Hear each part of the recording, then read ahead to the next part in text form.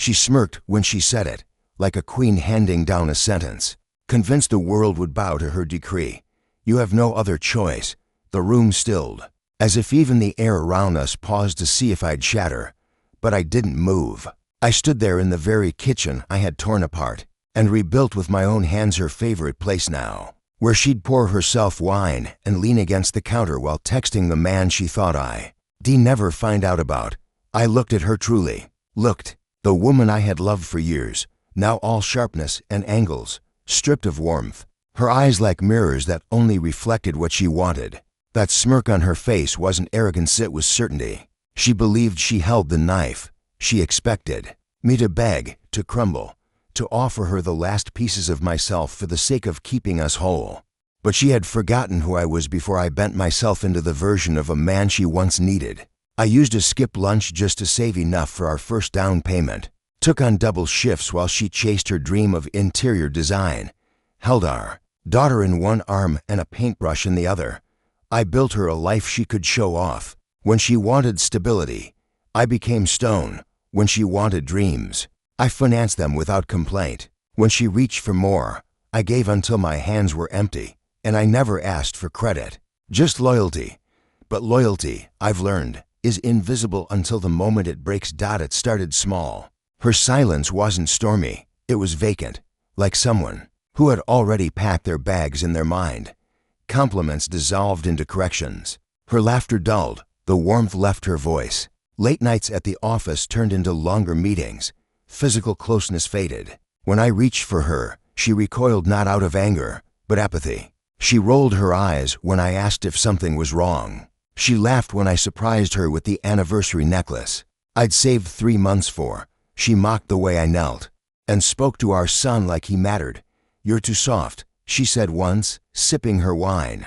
But at least you're good for the bills. She said it with a chuckle, but jokes are only truth with a laugh on top.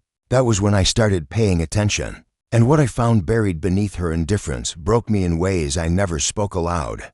But not all at once. The moment I finally shattered wasn't when I saw her messages, not when I watched her and him leave that hotel, hands locked like teenagers, not even when she joked, drunk and unbothered, about how clueless I was. No, it was when our daughter looked at me one night with her wide, searching eyes and asked, "Why does Mom smile more when you're not home?" That question, it undid me, not in rage, not in despair, just clarity. Something clicked into place, cold and final. I decided in that moment I would not let her grow up believing love was something that erased you. So I stopped reacting, no shouting, no accusations.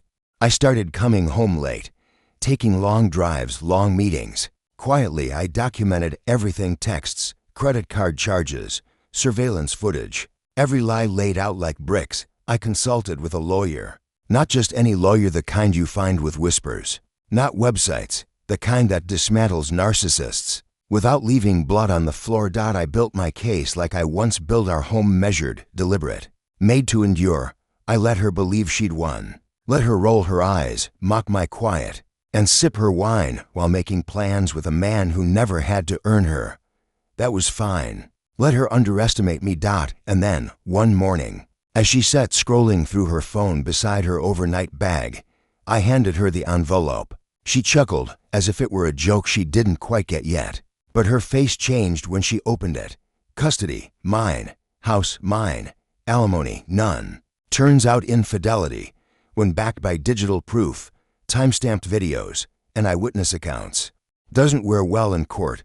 Turns out freedom comes with a fine print she never cared to read. She screamed. She threw things. She sobbed. She called me names. Then she pleaded. But by then, I wasn't angry. Just done.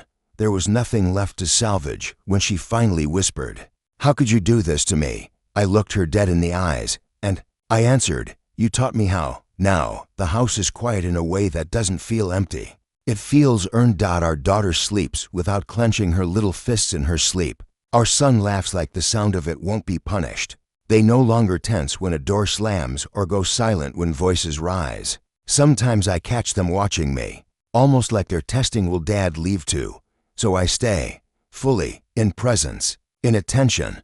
I cook, I listen, I protect, I tell them they matter every day, because they do, and because they need to know that love doesn't mean disappearing for someone else's comfort. As for her, I rarely hear from her now. She moved in with the man she risked our family for. It didn't last. He liked the thrill of forbidden affection, not the responsibility that came after. She lives alone now in a small rented apartment across town. No car, few friends, just stories she tells herself at night to fall asleep. But I don't hate her. I couldn't even if I tried. Hate takes energy, and she no longer deserves mine. I gave her everything, and in the end, she gave me something to myself. Sometimes, when the house is still and the weight of all of it finally slides off my shoulders, I pass by the mirror, and there he is, the man I once was before I gave everything away, the man she never truly saw, the one I buried beneath years of silence and compromise. I nod to him, because he didn't scream. He didn't crumble. He waited. Then he rose, quiet, steady, and unforgiving. You have no other choice, she told me. She was right. But what she never understood was that neither did I.